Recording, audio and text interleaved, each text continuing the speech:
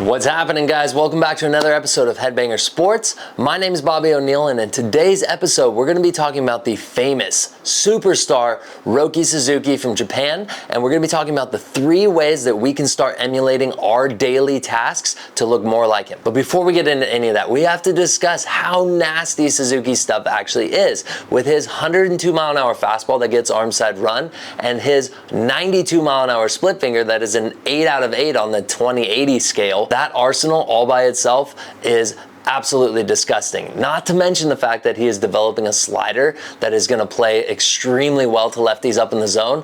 I am so looking forward to seeing this guy compete at the MLB level at some point in time. But let's talk about the 3 things that he does that makes him elite. So obviously the first area I have to address is his arm path. The way he moves his arm coming out of the glove is so efficient, and you have to wonder why him and many other Japanese pitchers all look similar. And to be honest, the answer to that question is honestly in watching the Little League World Series. If you watch Little League World Series Japan, you'll notice a common thread in how most of these pitchers move very similar. How are these guys being trained on a daily basis? So I heard it said once that the way Japanese pitchers visualize their arm path when they're coming out of the glove is they are trying to take a paintbrush and they're painting a line up their shirt as they're coming up into that loaded scap position. So in my opinion, the reason why it's very rare that you'll find a Japanese pitcher with an inefficient arm path is, 1, because they are preached and taught at the youth level that it's important to capture efficient windows with their arm path. But 2, it's so common that guys who have inefficient arm paths are going to get hurt. So we don't see the crossover at the MLB level from Japan because most of those guys just aren't lasting as long as they need to in order to get over to the States. So pitchers, remember, if you're looking for a more efficient arm path, paint the shirt.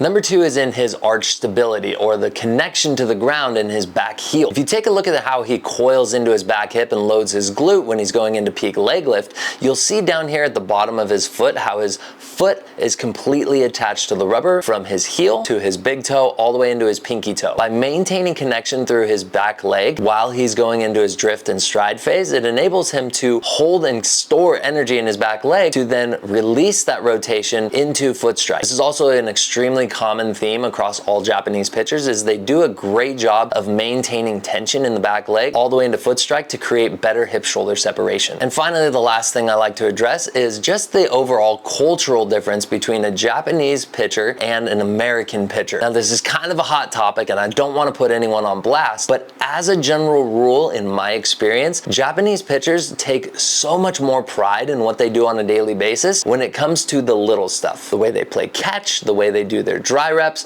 the way they throw bullpens, the way they go about doing even their arm care. I think it's safe to argue that most Japanese pitchers that I've met possess an elite layer of discipline to focus on mastering their skill set, and they really take pride in the process that it takes to get to that level, to develop consistency and long-term skills over the course of time. All that to be said, from the youth level, if we are not paying attention to the little tiny details, chances are you're going to be relying on talent alone, and hard work beats talent when talent doesn't work hard. So basically, if I'm trying to develop one of my athletes to emulate the same character traits that I see out of, let's say, a youth Japanese pitcher, what I'm going to be needing to do is first get rid of that instant gratification mindset from these guys and get them focused on the task at hand. By getting them focused on the task at hand, what we're going to be doing is we're going to be getting them to get locked in on one process at a time, one rep at a time, instead of thinking like super broad and focusing on like, hey, I want to gain 10 miles an hour in 6 months. That stuff doesn't even matter. What matters